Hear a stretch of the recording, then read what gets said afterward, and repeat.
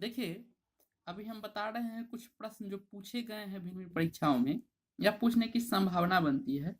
यह A grade से लेकर डी ग्रेड तक कोई भी परीक्षा होती है, उसमें आपको पूछने की संभावना काफ़ी बनती है।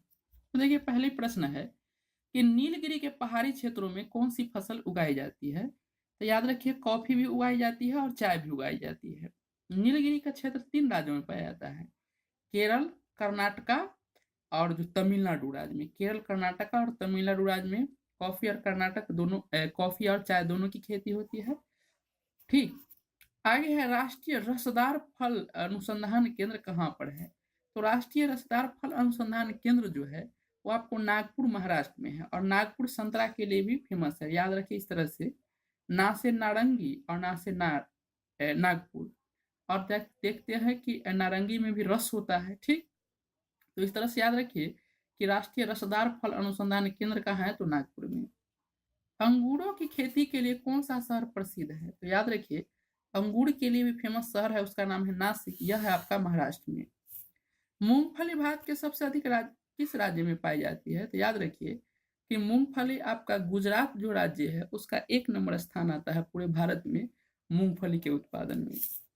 चावल का उत्पादन सर्वाधिक किस राज्य में होता है? तो चावल सबसे ज्यादा आपका पश्चिम बंगाल में होता है, लेकिन अगर दक्षिण भारत में पूछेगा सबसे ज़्यादा चावल कहाँ होता है, तो आंध्र प्रदेश में होता है और कृष्णा गोदावरी के क्षेत्र को भारत का जो है दक्षिण भारत का चावल का कटोरा कहते हैं। ऐसे पूछेगा कि भारत के किस राज्य का चावल का कटोरा कहते हैं तो छत्तीसगढ़ को, और सबसे ज़्यादा चावल पूछेगा तो पश्चिम बंगाल। भारत के किस राज्य में गेहूं की खेती नहीं होती है? तो याद रखिए भारत के तमिलनाडु एकमात्र ऐसा राज्य है जहाँ पर गेहूं की पैदावार नहीं होती और सारी जगह होती है आपका। किस फसल की कटाई और बुआई में सबसे अधिक समय लगता है? तो वो समय जो लगता है गन्ना का, जैसे आपका जाइएगा दक्षिण भारत और उत्तरी भारत, तो उत्तरी भारत में तो 8 महीना में और दक्षिण भारत में 12-12 महीना लेता है। किस्म किस्म पर निर्भर है गन्ना का। कुछ-कुछ गन्ना किस्म तो साल भर भी उससे भी ज़्यादा आपका टाइम ले लेता है। तो ये गन्ना सबसे ज़्यादा आपका टाइम लेता है, आपको उसको पैदावार में सबसे ज़्यादा गन्ना समय लेता है। नेक्स्ट देखिए क्वेश्चन है कि नीली क्रांति का संबंध किस उद्योग से है? तो नीली क्रांति का संबंध जो है मत्स्य उद्योग से, अर्थात मत्स्य का उत्पादन अगर अधिक बढ़ जाता है तो इसी को नीली क्रांति कहते हैं। श्वेत क्रांति का संबंध किस उद्योग से है? तो याद रखिए श्वेत क्रांति है दूध के उत्पादन से, अर्थात हमारे कंट्री में 1970 में काम चलना हुआ था वर्गीज कुरियन के नेतृत्व में कि दूध का पैदावार बढ़ाया जाए, लेकिन यह पैदावार कब ज़्यादा मैंने काफ़ी प्रगति किया यह तो 1998 में भारत जो है नंबर 1 आ गया पूरी दुनिया में दूध के उत्पादन में, अर्थात डेयरी प्रोडक्ट में। और क्या हुआ मैंने डेयरी कहने का मतलब दूध उत्पादन में, और उसमें फादर हुए वर्गीज कुरियन साहब, इसलिए मिल्क मैन ऑफ इंडिया कहा जाता है वर्गीज कुरियन साहब को। और इसमें आपका गाय और भैंस दोनों का दूध इंक्लूड किया गया है, आपका फिर ऊँटनी का भी दूध इंक्लूड किया गया है। और दूध के उत्पादन में सबसे बड़ा राज्य हो गया यूपी, और प्रति मतलब व्यक्ति में सबसे ज़्यादा जो लोगों को दूध उपलब्ध है उसमें पंजाब और हरियाणा का स्थान आता है। सुनहरी क्रांति किस फसल से संबंध रखती है? तो यह बागवानी और शहद के उत्पादन से है।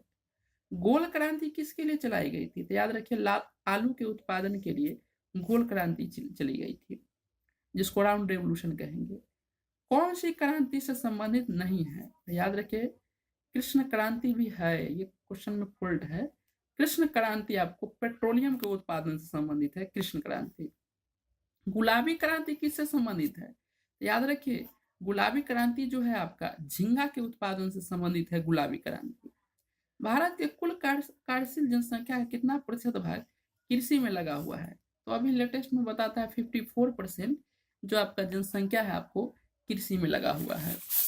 नेक्स्ट है कि क्षेत्रफल की दृष्टि से भारत का विश्व में कौन सा स्थान है? तो यह 7वां स्थान है। और जनसंख्या की दृष्टि से भारत का विश्व में कौन सा स्थान है? तो ये दूसरा स्थान है। अब भारत के उत्तर में कौन कौन से देश है? तो याद रखिए उत्तर में चीन है, नेपाल है और भूटान है। भारत के पूर्व में कौन सा देश है? तो बांग्लादेश। भारत के पश्चिम में कौन सा देश है? तो आपका पाकिस्तान है पश्चिम में। भारत के दक्षिण में कौन सा देश है? तो यह आपका अरब सागर। और भारत के दक्षिण पूर्व में कौन सा देश है? तो यह आपका बंगाल की खाड़ी दक्षिण पूर्व में देश। फिर देखिए अगला क्वेश्चन कह रहा है कि हाल ही में पद्मालय नंदा ने little miss universe internet beauty contest जीता है, यह भारत के किस राज्य से बिलोंग करती है? तो ये दे रहा है आपका ओडिशा राज्य से। कि हाल में पद्मालय नंदा ने little miss universe internet beauty contest का खिताब जीता हो, किस राज्य से है? ओडिशा। कहता किस देश ने दुनिया का सबसे छोटा और सबसे सस्ता प्राइवेट जेट विजनेट लॉन्च किया है? तो उस देश का नाम है आपका USA, United state of America. Child right and you कि 2017 की रिपोर्ट के अनुसार भारत के किस राज्य में सबसे ज्यादा बाल श्रमिक है? तो चाइल्ड राइट एंड यू जिसको आपको बोलते हैं CRY, उसमें सबसे ज्यादा बधुआ मजदूर है आपका यूपी में, या बाल मजदूर भी वहीं पर है, सबसे ज्यादा कुपोषित बच्चे भी वहीं पर है, सबसे ज्यादा BPL लोग भी यूपी में ही है, क्योंकि जनसंख्या सबसे ज्यादा उसी के पास है। और अगर उद्योगों की संख्या देखा जाए तो सबसे ज्यादा उद्योगों की संख्या है तमिलनाडु राज्य में, और अगर शहरों की संख्या सबसे ज्यादा देखा जाए तो उत्तर प्रदेश में। वाल्मीकि नेशनल पार्क किस राज्य में है? तो याद रखिए वाल्मीकि व्याघ्र परियोजना भी है आपका बिहार राज्य में है यह। नेक्स्ट है कि FM रेडियो प्रसारण पर प्रतिबंध लगाने वाला दुनिया का पहला देश कौन है? तो FM रेडियो पर नॉर्वे ने लगाया प्रतिबंध, इसलिए कि वो इंटरनेट को बढ़ावा देना चाहता है, इसीलिए। फ्रेंच ओपन 2017 में पुरुष सिंगल का खिताब किसने जीता है? तो आप जानते हैं कि पुरुष खिताब जो जीता है पुरुष वर्ग में एकल में, उसका नाम है आपका राफेल नडाल, जो आपका स्पेन के खिलाड़ी हैं। कलिंगा साहित्य पुरस्कार 2017 किसे दिया गया है? तो याद रखिए वह दिया गया है हरप्रसाद दास जी को, हरप्रसाद दास जी को। नेक्स्ट है किस भारतीय पर्वतारोही को माउंट एवरेस्ट पर रिकॉर्ड 6 बार चढ़ाई चढ़ने के लिए नेपाल सरकार द्वारा सम्मानित किया गया है? तो उनका नाम है लवराज सिंह धर्मशक्तु। लवराज सिंह धर्मशक्तु जी को ये नेपाल सरकार जो है प्रमोट किया गया है। ये लवराज सिंह धर्मशक्तु नहीं है। कहता है किस भारतीय पर्वतारोही को माउंट एवरेस्ट पर रिकॉर्ड 6 बार चढ़ाई के लिए नेपाल सरकार द्वारा सम्मानित किया? उनका नाम है प्रेमलता अग्रवाल जी, प्रेमलता अग्रवाल।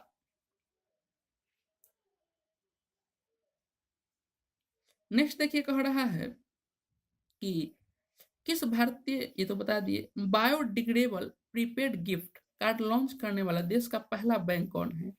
तो बायोडिग्रेडेबल प्रीपेड गिफ्ट लॉन्च करने वाला पहला बैंक है एक्सिस बैंक। 2017 में संघाई कोऑपरेशन ऑर्गेनाइजेशन का शिखर सम्मेलन कहाँ आयोजित हुआ है? यह अस्ताना में हुआ है। कौन सा बैंक देश के अलग अलग हिस्सों में 100 डिजिटल विलेज गठन करेगा? उसका नाम है विजया बैंक, जिसका आपका लोगो है एक लड़का झुका हुआ। ग्रामीण क्षेत्रों में पहली LED लाइट प्रोजेक्ट देश के किस राज्य में शुरू किया गया है? तो सीमांध्र प्रदेश कहिए या Andhra Pradesh. National water development agency का नया डायरेक्टर जनरल किसे नियुक्त किया गया है? तो नया डायरेक्टर जनरल नियुक्त किया गया है शरद जैन को नियुक्त किया गया है। नेक्स्ट प्रश्न है कि साबरमती आश्रम के 100 वर्ष पूरे होने पर भारतीय रेलवे पर्यटकों को महात्मा गांधी से जुड़े यादगार स्थल पर घुमाने के लिए किस नाम से स्पेशल ट्रेन शुरू की है? तो उसका नाम है गांधी दर्शन। गांधी जी के बारे में अगर दिखाइएगा तो सीधी सी बात है गांधी दर्शन उसका नाम होगा। केंद्रीय रेशम बोर्ड ने उत्तर प्रदेश के किस शहर में क्षेत्रीय रेशम बोर्ड स्थापना केंद्र की स्थापना करने की घोषणा की है?